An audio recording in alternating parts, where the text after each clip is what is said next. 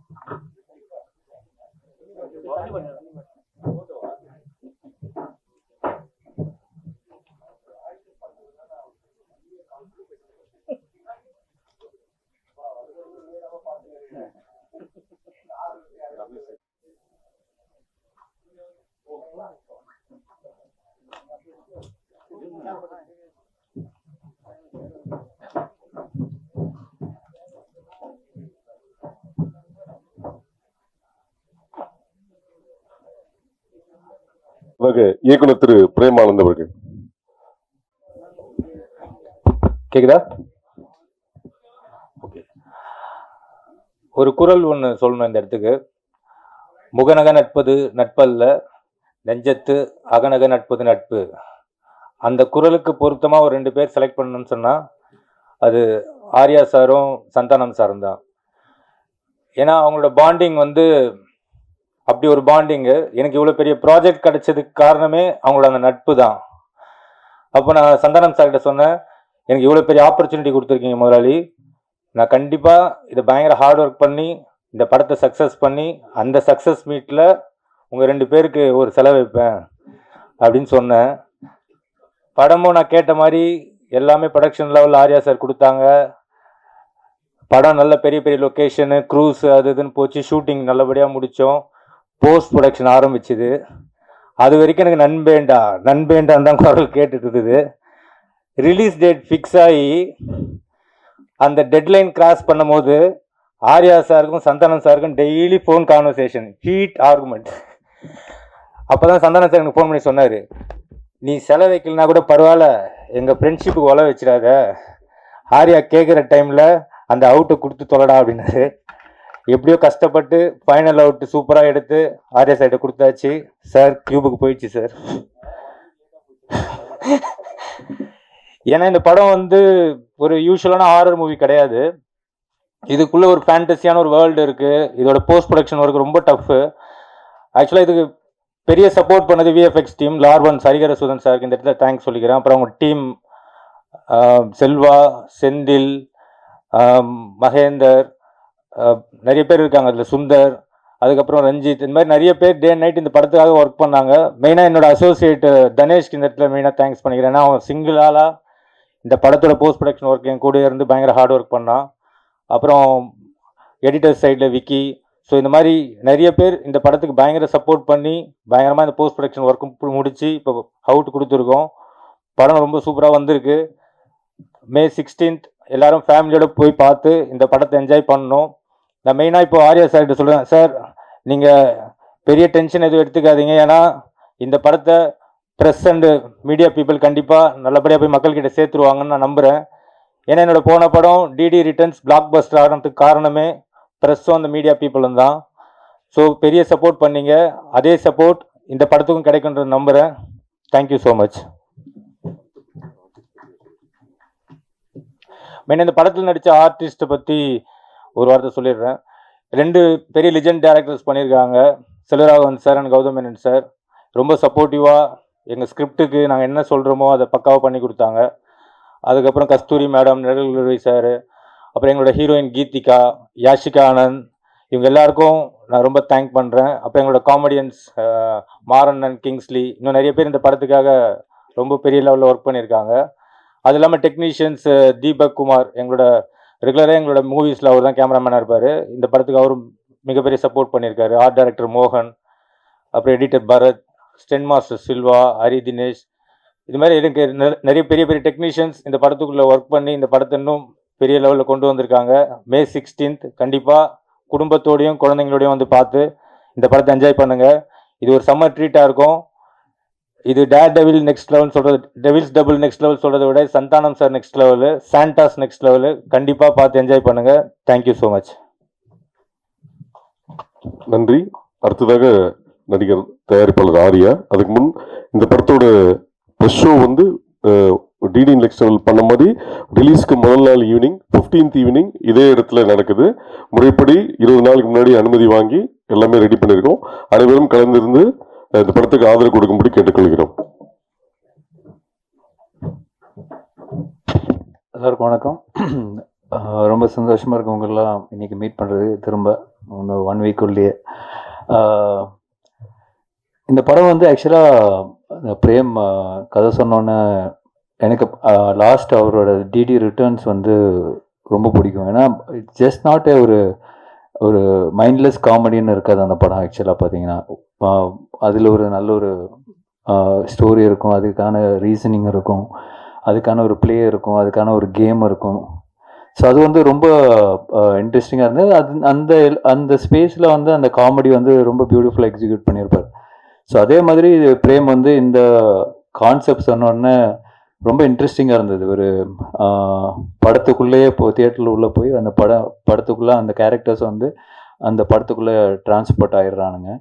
So அது வந்து ரொம்ப ஒரு நாவல் ஐடியா, ஒரு இன்ட்ரெஸ்டிங்கான ஐடியா. இதில் எப்படி ஒரு காமெடியும் சரி, அதில் ஹாரர் எலிமெண்ட் எப்படி கொண்டு வர போகிறாருன்னு ரொம்ப ஆர்வமாக இருந்தேன். பட் அந்த லைன் ஐடியா சொன்னதுக்கப்புறம் நான் அவர்கிட்ட சொன்னது, நீ கரெக்டாக பண்ணிட்டேன்னா இது சூப்பராக இருக்கும் ஆஸ் எ ஃபில்ம் அப்படின்னு.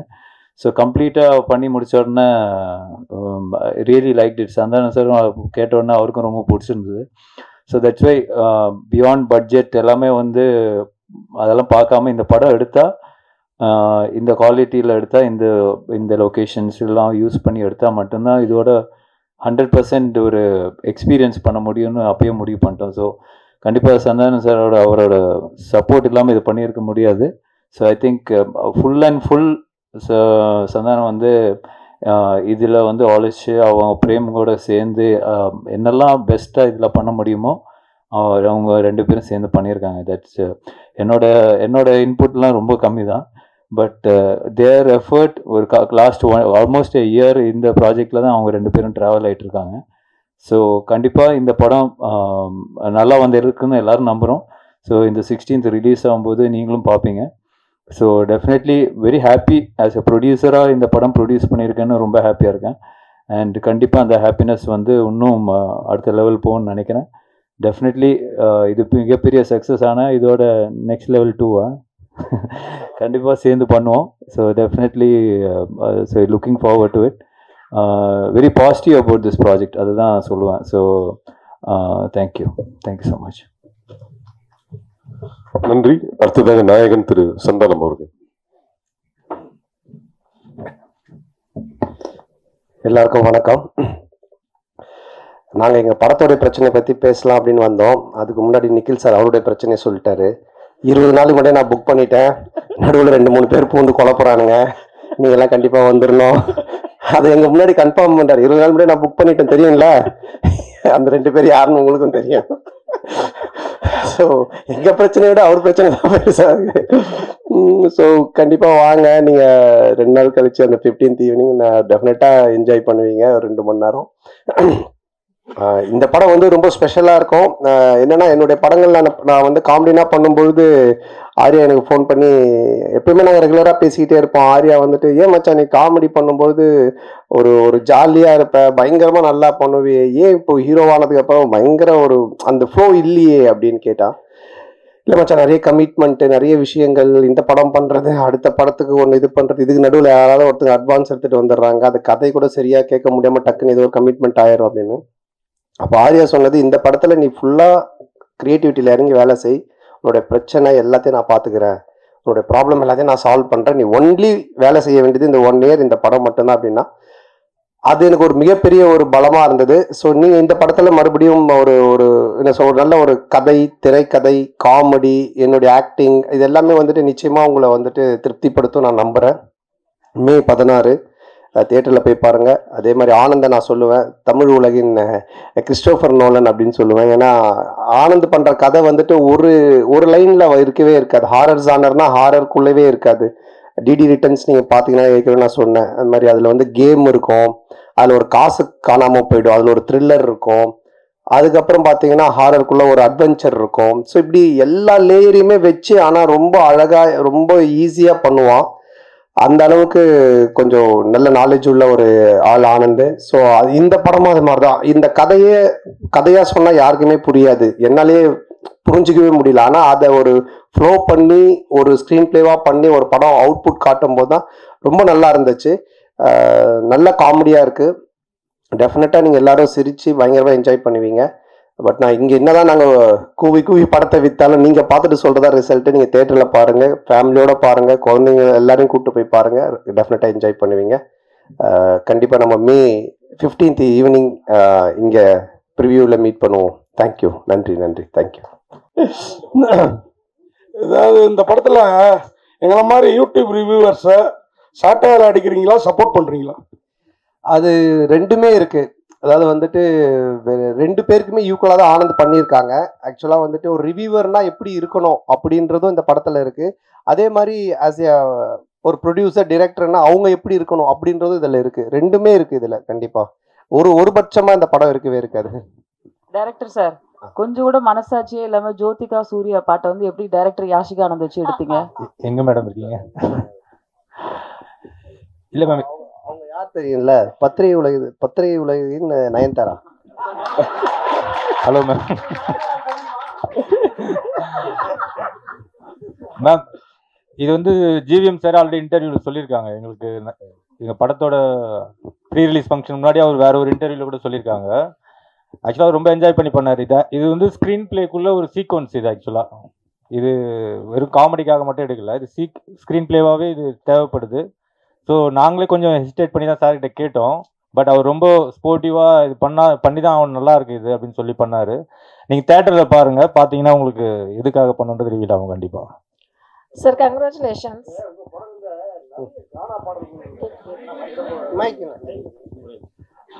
உங்கள் படங்களில் நிறைய கானா பாடல்களுக்கு முக்கியத்துவம் கொடுக்குறீங்க.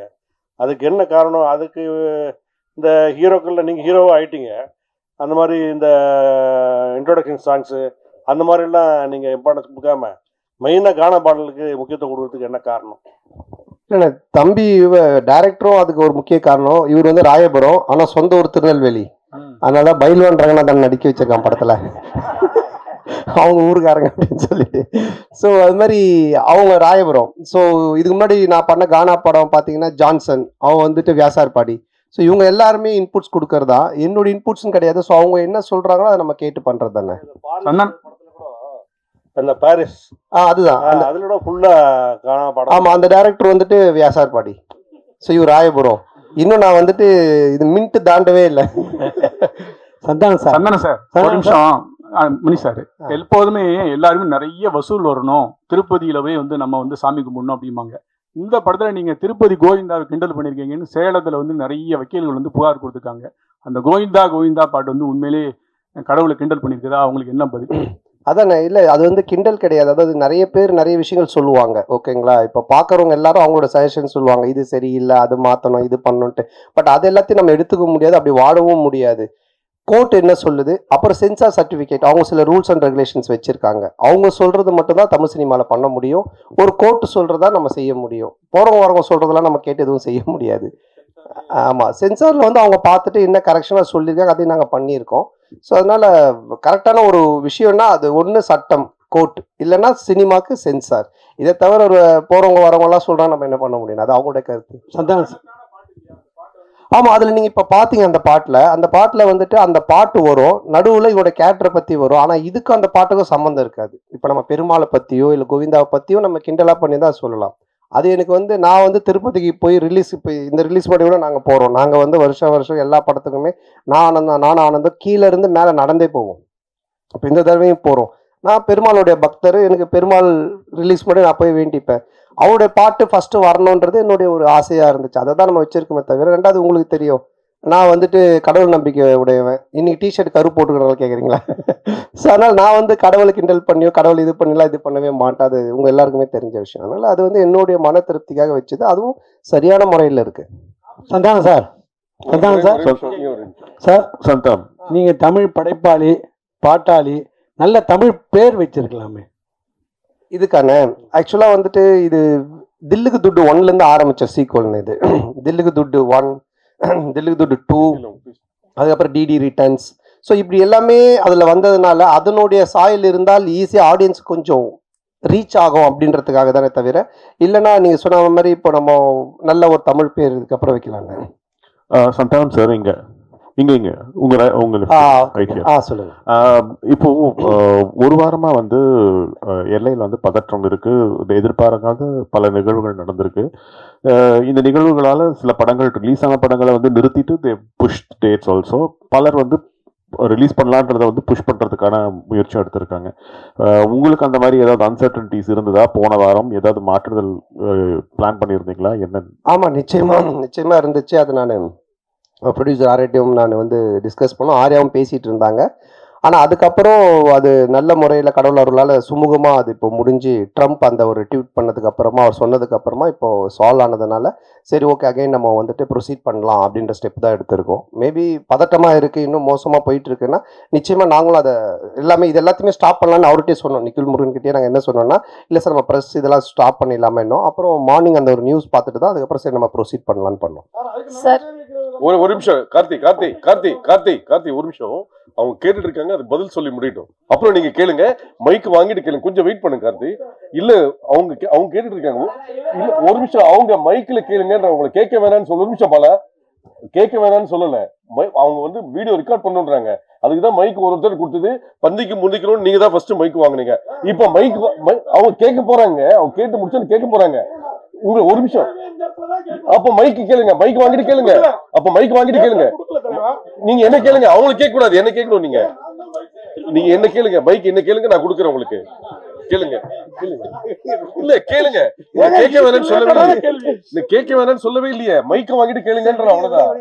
31 வருஷமா உங்களோட சேர்ந்து பத்திரிகையாளனா இருக்கேன். கேள்வி கேட்க நீங்க கத்து தரீங்களா? நான் கத்து கொடுக்கலங்க, கேள்வி கேளுங்க, மைக்க வாங்கிட்டு கேளுங்கன்றோம். சார் கார்த்தி சார் நீங்க வாங்க கேளுங்க. இதுக்கு ரிலேட்டடா நம்மட்ட கேட்டா நான் தான் அதான் கேளுங்க விடுங்க சொல்லுங்க. அந்த மிலிட்டரி வீரர்களுக்கு நன்றி தெரிவிக்கிற விதமா தான் 2 பேரும் மிலிட்டரி கெட்டப்ல வந்திருக்கீங்களா? அவர் எவ்வளவு காமெடியா ஜாலியா கேட்க இல்ல ஆக்சுவலா வந்து அவர் அந்த படம் அந்த மாதிரி அது என்னன்னு தெரியல எனக்கு, அவர் வச்சிட்டு இருக்காரு. நான் இந்த படத்தோட கண்டினியூஷனுக்காக அந்த மாதிரி கட் பண்ணிருக்கேன். சார் கேமியோ ரோல் யார பண்றீங்களா? இல்ல இப்போதைக்கு அந்த ஐடியா இல்ல, அப்படியே இருந்தாலும் இப்ப சொல்ல மாட்டோம் இல்லைங்களா? இல்ல இந்த படத்துல யாரும் இருக்காங்களா? இந்த படத்துல அதான் அது இப்ப சொல்ல முடியாது அப்படியே இருந்தாலும், ஏன்னா படத்துல ஒரு சர்ப்ரைஸ் எலிமெண்ட் தானே அது இருக்கும். ஆனா அப்படின்னு எதுவும் இல்ல, அப்படி இருந்தாலும் சொல்ல மாட்டோம்.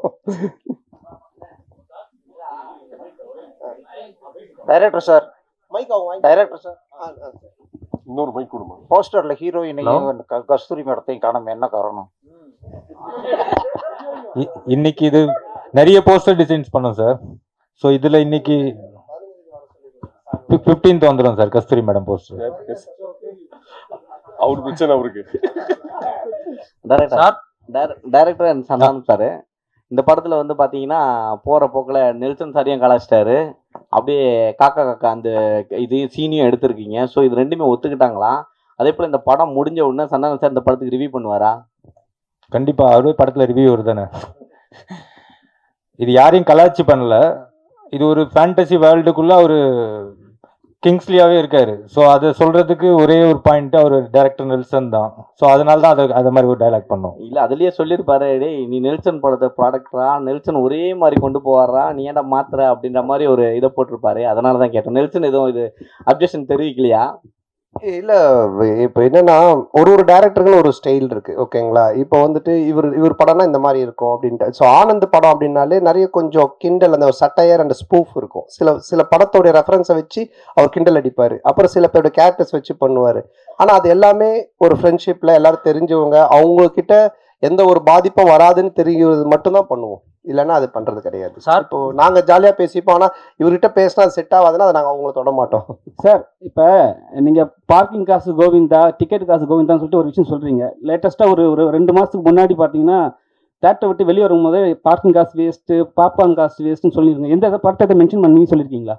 இல்லை எந்த படத்தையும் மென்ஷன் பண்ணல. ஆடியன்ஸு மக்கள் டெய்லி என்ன பேசுகிறாங்க, டே டு டே அவங்க என்ன கரண்ட் சுச்சுவேஷனில் இருக்காங்கன்றதை பார்த்துட்டு அதை எடுத்து நம்ம படத்தில் வைக்கிறோம். எப்பவுமே படம் அதுதானே, என்ன நடக்குதோ அதை நம்ம எடுத்து அது சினிமாவாக காட்டும்போது நல்ல ரீச் கிடைக்கும். ஆர்யா ப்ரொடியூசர் நல்ல சம்பளம் கரெக்டா கொடுத்துட்டாரா? ஆர்யா கிட்ட கேட்குறீங்களா?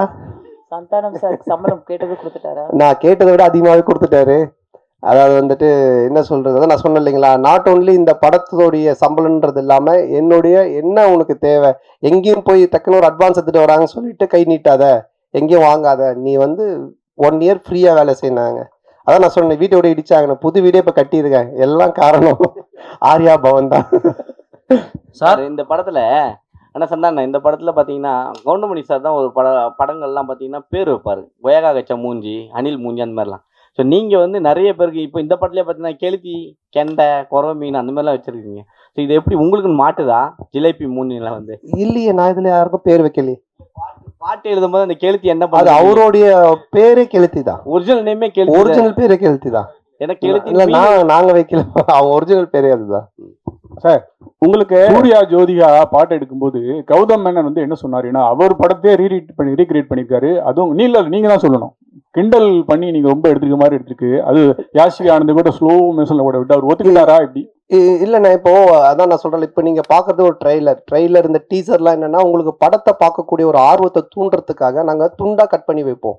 அவருடைய முன் கதை என்ன பின் கதை எதுவுமே தெரியாது. அப்போ அதை பார்க்கும்போது உங்களுக்கு ஒரு ஒரு என்ன சொல்றது, இது என்னவா இருக்கும், இது என்ன அப்படின்னு ஒரு கொஸ்டின் கேட்கலாம். அந்த ஒரு வைரலுக்காக தான் அதை பண்றோம். பட் படமா நீங்க பார்த்துட்டானுங்க அது ரொம்ப கிளியர் பிக்சர்ல கரெக்டா வரும். 1000 தான் சொல்லுங்க, அந்த பாட்டை பார்க்கும்போது சூர்யா ஜோதிகா கோவம் வராதா, சூர்யா ரசிகர்களுக்கு கோவம் வராதா? நீங்க எவ்வளவு கிண்டல் பண்ணிருக்கீங்க. இல்ல, இது கிண்டலாவே வராதுண்ணே. இப்ப என்னன்னா அவரு அந்த படத்தோட இயக்குனர், அவரு அதை பண்றாரு, அது ஏன் பண்றாரு, அதுக்கு ஒரு காரணம் இருக்கு. அந்த காரணத்தை சொல்லும்போது கண்டிப்பா தப்பா இருக்காது. நிறைய படத்துல நிறைய ரெஃபரன்ஸ் வைக்கிறாங்க, அது கரெக்டா அந்த கதையோட ஒத்து வந்தா ஓகே. திடீர்னு துண்டா சும்மா வெறுப்பேற்றதாக வச்சோன்னா தப்பா இருக்கும். அண்ணா உங்களுக்கு வந்து ஆர்யாவை ரொம்ப பிடிக்கும், இப்போ ப்ரொடியூசரா நல்லா பிடிச்சிருக்கா, நண்பரா பிடிச்சிருக்கா? ஆர்யாவையா?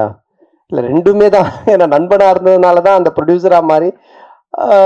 ரெண்டு பேருமே வந்துட்டு என்ன சொல்கிறது, ப்ரொடியூசராக இருக்கும்போது சில நேரத்தில் சண்டை வரும், நண்பனாக இருக்கும்போது சண்டை வராது, அடிக்கடி கோச்சுப்பான். அது மாதிரி வந்துட்டு இது நான் சொன்ன இது மாதிரி பண்ணவே இல்லை, இது பாரு இப்படி ஆயிடுச்சுன்னு. ஃபர்ஸ்ட் டே ஷூட்டிங்கே கால் பண்ணி நான் வந்து உனக்கு காமெடி சூப்பர் ஸ்டார் நான் சும்மா தான் பேர் வச்சேன், நீ நிஜமாலே பண்ணிட்டு இருக்க அப்படின்னா. ஏன் என்னென்ன வேட்டையன் ஷூட்டிங்கில் எவ்வளோ செலவு தெரியுமா அப்படின்னா, தெரியாது மச்சான் இவ்வளோ செலவு அப்படின்னா. நம்ம ஷூட்டிங்கில் எவ்வளோ செலவு தெரியுமா, எவ்வளோன்னா அதே செலவு, அதே 200 பேர், அதே இது.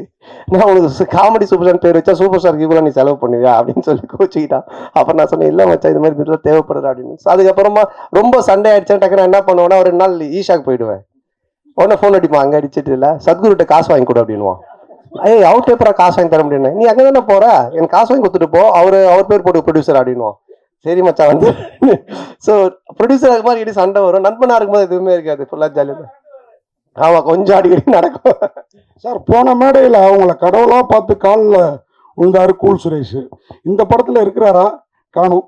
இல்லை, இந்த படத்தில் இல்லை, கடவுளை கொஞ்சம் அவருக்கு தரிசனத்தை கொஞ்சம் தள்ளி வச்சிருக்கோம். அவரும் வந்து படத்தை ரிவ்யூ கொடுப்பாரு. சார் இங்க சொல்லுங்க. ஒரு பாட்டில் வந்து பார்த்தீங்கன்னா படம் போட்டு 1 மணி நேரம் கழிச்சு வர்றாங்க, ஓசி டிக்கெட்டில் வராங்கன்னு சொல்றீங்க, அது யாரை சொல்றீங்க?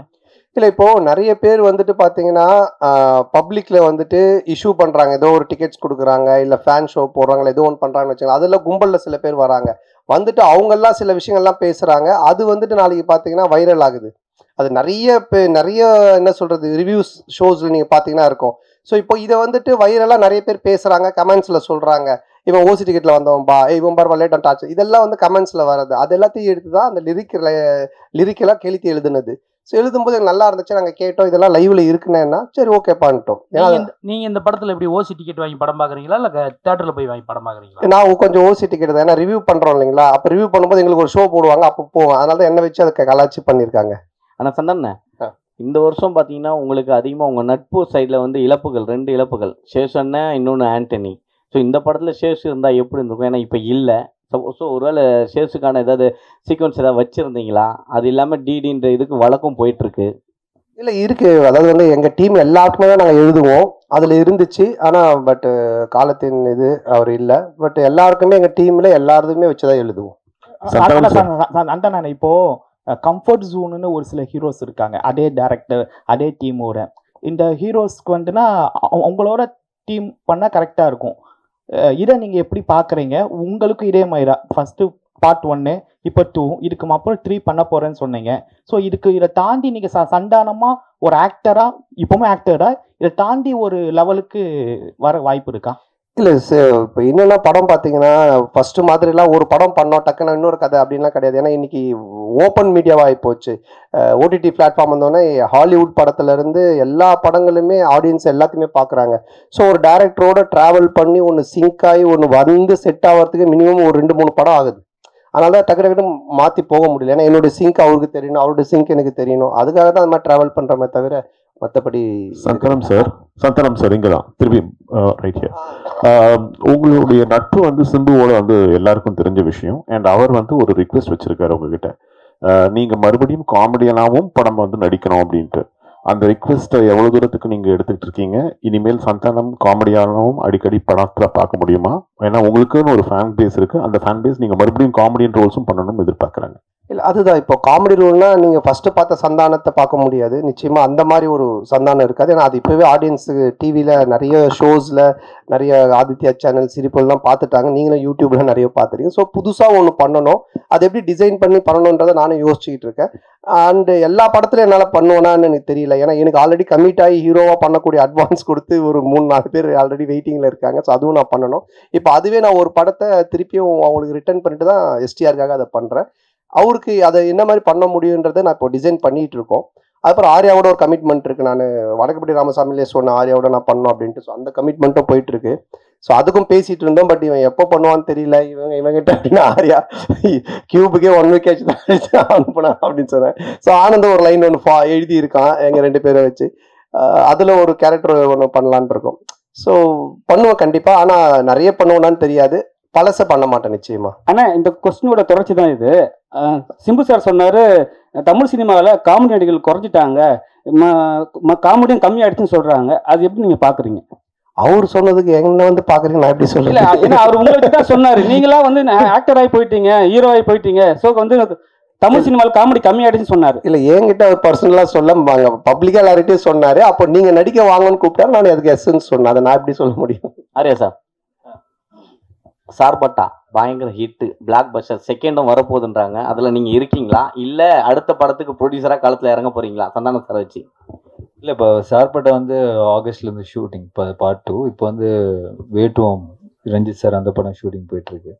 ஸோ கண்டிப்பாக அது ஆகஸ்ட்லேருந்து பார்ட் 2 ஸ்டார்ட் பண்ணுறோம். சார் நீங்கள் ப்ரொடியூஸ் பண்ணதுக்கப்புறம் சந்தானம் சார் நீங்கள் சொன்ன மாதிரி கேட்க ஆரம்பிச்சாரா, இல்லை அவர் சொல்றது நீங்க கேட்க ஆரம்பிச்சிங்களா? ஏன்னா பாட்லயே சொல்லியிருப்பாரு. இந்த படம் பொறுத்த வரைக்கும் என்ன, ப்ரொடியூசர்னு பேரு தான், பண்ணதெல்லாம் இவர் தான்.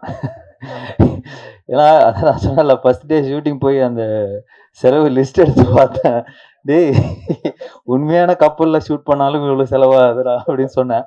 பட் நான் அதாவது சொன்ன மாதிரி இந்த படம் அப்படி எடுத்திருந்தா தான், இப்போ நீங்கள் அந்த குவாலிட்டியாக எடுத்திருந்தா தான் அது அதோட அவுட்புட்டு அது தேவைப்படுது. பட் அது வந்து எவ்வளோ பெஸ்ட்டாக, எவ்வளோ எஃபிஷியண்ட்டாக ப்ரொடக்ஷன் சைட்லேருந்து எவ்வளோ கம்மியாக நம்ம பண்ண முடியுமோ, அது வந்து கம்மின்னா வேஸ்டேஜ் இல்லாமல் எங்களோட எக்ஸ்பீரியன்ஸ் டீமை வச்சு அது மேக்ஸிமம் வேஸ்டேஜ் கட் பண்ணி அது பெஸ்ட்டாக பண்ண முடிய அளவுக்கு பண்ணியிருக்கோம். பட் எதுவுமே நான் கண்ட்ரோல் பண்ணது, நான் ஒன்றே ஒன்று தான் அவர்கிட்ட சொன்னேன், எது தேவையோ பண்ணு, கண்டிப்பாக பண்ணாமல் இருக்காத.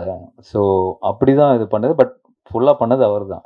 சந்தானம் சார், நீங்கள் காமெடி வெளிப்படத்தில் பண்ண மாட்டேன் அப்படின்னீங்க. சிம்புவோட நட்புக்காக இப்போ காமெடி போடுவீங்க. அதுமாரி பழைய ப்ரெஸ் மீட்டில் சொன்னீங்க, நான் வந்து அரசியல் பக்கமே போக மாட்டேன் அப்படின்னு. இப்போ அவங்க நண்பர் உதயநிதி சார் வந்து பார்த்தாவா எனக்கு ஹெல்ப் பண்ணு அப்படின்னு அடுத்த மே மாதம் கூப்பிட்டாருன்னா சிம்பு மாதிரி அந்த கொள்கையை மாற்றி ஏதாவது பிரச்சாரத்துக்காவது போவதுக்கு ஐடியா இருக்கா? சரி, அரசியலை பொறுத்த வரைக்கும் சார், யார் கூப்பிட்டாலும் யார் இது பண்ணாலுமே ஒரு விஷயம் தான் நான் வந்து தெளிவாக சொல்கிறது என்னென்னா, நீங்கள் உழைச்சா உங்களுக்கு சாப்பாடு, நான் உழைச்சா எனக்கு சாப்பாடு, இதை தவிர வேறு எதுவுமே கிடையாது. பட் நட்பு ரீதியாக சில விஷயங்கள் இருக்குது, இதெல்லாம் பண்ண முடியும், இதெல்லாம் பண்ண முடியாது. இப்போ நான் சிம்பு சார் எஸ்டிஆரில் என்ன கூப்பிட்டாலும் இப்போ அவர் வந்து சந்தானத்துக்கு கம்ஃபர்டபுளாக என்ன காமெடி பண்ண முடியும், அவருக்கு என்ன செய்ய முடியும் கேரக்டரா அப்படின்ற அந்த ஃப்ரீடம் எனக்கு கொடுத்துருக்காரு. அதையே அதையே பண்ணணும் அப்படின்னு அவர் என்ன ஃபோர்ஸ் பண்ணல, இல்லை அந்த மாதிரி ஒன்று சொல்லலை. அது மாதிரி உதய் சார் கூப்பிட்டாலும் அதுக்குன்னு சில எனக்கு இந்த கம்ஃபர்டபுள் ஓகே, இதை நான் பண்ண முடியும், நான் வந்து சொல்ல முடியும், இதெல்லாம் எனக்கு ஓகேன்னா நான் நிச்சயமாக போய் பண்ணுவேன். சார் சந்தானம் சார், அடுத்த வாரம் பார்த்தீங்கன்னா நீங்கள் நடித்த படம், சூரி நடித்த படம், யோகி பாபு நடித்த படம், உங்களுக்குள்ளாரே ஒரு போட்டி வந்துடுச்சு. அது எப்படி பார்க்க? ஏன் மற்ற இன்னொருத்தர் விட்டுட்டீங்களே, டாம் க்ரூஸ், மிஷன் இம்பாசிபிள், அவரையும் சேர்த்துக்குங்க. ஹாலிவுட் அப்படின்ட்டு. அப்புறம் ஃபைனல் டெஸ்டினேஷன் அந்த ஹீரோ பேர் என்ன, ஹீரோயின் பேர் என்ன, பேர் தெரியல, அவங்களே சேர்த்துங்க 5 பேர். தமிழ்நாட்டை விட்டு அதனால தெரியல. ஸோ அதனால எல்லாரையும் சேர்த்துங்க, மொத்தமாக எல்லாரும் காம்படிஷன்னால எத்தனை படம் வந்தாலும் ஓடும் சார், நல்லா இருந்துச்சுன்னா. சார் ஆர்யா சார், நீங்கள் இதில் ப்ரொடியூசராக மட்டும் ரோல் பண்ணுறீங்களா இல்லை ஏதாவது ஒரு சின்ன கேமியோ ரோல்? இல்லை சார் ஒன்லி ப்ரொடியூசர் ரோல் மட்டும்தான். ஆனால் சந்தன என்னதான் படம் கஷ்டப்பட்டு எடுத்தாலும் ரிவ்யூவர் வந்துட்டு முதல் நாளே கிளியும் கிழிச்சு தொங்க விடுவாங்க. இதை எப்படி பார்க்குறீங்க? ஏன்னா ரொம்ப கஷ்டப்பட்டு தான் எடுக்கிறோம் எல்லாருமே. ஸோ ஏதாவது மிஸ்டேக் வரும். இல்லை, அதை பார்க்கறத விட உங்க 2 பேர் தான் நான் பார்க்குறேன். மாற்றி மாற்றி ஏதாவது ஒரு பிரச்சனை பண்ணிட்டு இந்த அன்னிக்கேள்வி போய் இந்த அன்னிக்கேள்வி 2 பேர் பண்ணுறத நான் நல்லா பார்த்துட்டு இருக்கேன். சரி, அப்படிலாம் கிடையாது. நல்ல படம் வந்தால் நல்லா இருக்குன்னு தான் சொல்கிறாங்க. ஓகேங்களா? ஸோ வந்துட்டு இப்போ இவர் ப்ளூ சட்டை மாறனே பார்த்தீங்கன்னா எல்லா படத்தையும் அவர் கழுவி ஊற்றுறது இல்லை. நல்ல படத்தை நல்லா இருக்குன்னு தான் சொல்கிறாரு அவர். இந்த மாதிரி எல்லாம் நிறைய ரிவ்யூஸ் வந்து நல்லா இருக்கிற படத்தை நல்லா இருக்குன்னு சொல்கிறாங்க. அதனால் இது நல்லா இருந்துச்சுன்னா நல்லா இருக்குன்னு சொல்ல போகிறாங்க, அவ்வளோதான். தப்பு இருந்துச்சுன்னா நாங்கள் பார்த்துட்டு இது தப்பாக இருந்தால் உண்மையிலேயே நாங்கள் திருத்திக்க பார்ப்போம். தப்பு இல்லைன்னா அவர் அவர் ஏதோ சொல்கிறான்னு சொல்லிட்டு போவோம், அவ்வளோதான். ஆனந்த் சார், தொடர்ந்து சந்தான சாருக்கே ஸ்கிரிப்ட் பண்ணிட்டு வந்துருக்கீங்க செகண்டு. அடுத்ததும் சந்தான சாருக்கே தான் லைன் சொல்லியிருக்கீங்கன்னு சொல்கிறாங்க. அடுத்து வெளியே வரதுக்கான வாய்ப்பு இருக்குமா? வேறு ஹீரோக்களுக்கு பண்ணுறதுக்கான வாய்ப்புகள்? இல்லை, கண்டிப்பாக பண்ணணும். அப்படி தான், அதுதான் ஃபஸ்ட்டு ஆர்யா சார் வச்சு ஒரு ரிஹர்சல் பார்க்கலாம். இல்லை, ஆர்யா சாருக்கு சொன்னாங்க முன்னாடியே லைன் இருந்தால் சொல்லு, ரெடி பண்ணி சொல்லு அப்படின்னாங்க. ஸோ கண்டிப்பாக இது முடிஞ்சோன்னே அடுத்து சாருக்கு தான். சந்தானம் சார், இந்த படத்தில் கஸ்தூரிக்கு வந்து நீங்கள் பையனாக நடிக்கீங்க, அவங்க அம்மாவா நடிக்காங்கன்னு ஒரே பேச்சாக இருக்குது. அது எப்படி யோசிச்சு பார்த்தீங்க? கஸ்தூரி அம்மாவா? செட்டில் நீங்கள் அம்மா அம்மா அப்படின்னு கூப்பிடும்போது அவங்க ஃபீலிங் எப்படி இருந்தது? கஸ்தூரி மேடம் சார் கேட்க சொன்னாரா?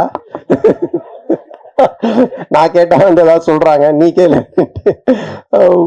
இல்லை, அதாவது நீங்கள் இது படம் பார்த்தீங்கன்னா தெரியும். ஏன்னா வந்துட்டு அவங்களுடைய என்ன சொல்கிறது, அவங்கள வந்து அம்மாவாக கூப்பிட்டு அவங்கள வந்து பண்ண வைக்கணுன்றது எங்களுடைய வந்துட்டு மோட்டிவேஷனே கிடையாது. ஏன்னா இப்போ எனக்கு ஒரு அம்மானா அவங்களுக்கு ஒரு ஏஜ் குரூப் இருக்குது, அதை கூப்பிட்டு தான் பண்ணுவோம். பட் இது ஒரு ரீசன் இருக்குது கதையில் அப்படின்றது தான் நாங்கள் எக்ஸ்பிளைன் பண்ணோம்.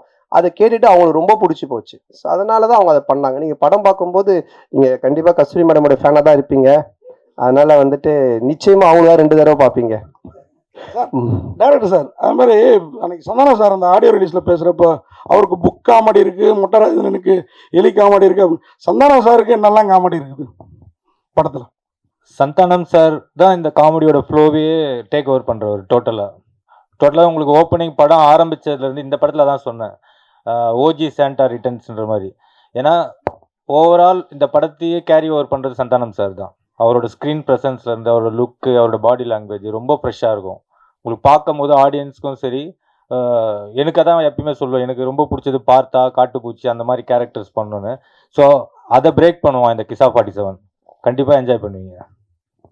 சார் சந்தானம் சார், இந்த டிடி பிரச்சனை உங்களை விட்டு போகவே மாட்டுது. இந்த டிடி பிரச்சனைக்கு ஏதாவது தீர்வு இருக்கா? ஏன்னா உங்களுக்குள்ளேயே தான் நடந்துட்டு இருக்குன்னு ஒரு வார் போயிட்டு இருக்கு அப்படின்றாங்க. இல்லை, அது வந்துட்டு என்ன சொல்கிறது, ஒரு படம் ரிலீஸ் ஆகும்போது இப்போ பல பிரச்சனைகள் வரும். இப்போ அண்ணன் கேட்டாங்க தெரியல, சாங்கை பற்றி, டிடியை பற்றி வரும், அதை பற்றி வரும், போஸ்டரை பற்றி வரும். இது வந்து யூஸ்வலாக சினிமா நம்ம பண்ணும்போது எல்லாமே வரும். பட் ஒன்று தான், எதுவுமே சட்ட ரீதியாக கோர்ட் மூலமாக ஒரு விஷயம் ஆனால் மட்டும்தான் அது பிரச்சனை. இல்லைன்னா மற்றெல்லாம் சும்மா வாய் பேச்சு. இப்போ நீங்கள் கூட 10 வார்த்தை கேட்கலாம். ஏன்னா நீங்களும் பிளாக் டிஷர்ட், நானும் பிளாக் டிஷர்ட், எது என்ன மாதிரி போட்டுங்க கூட கேட்கலாம்.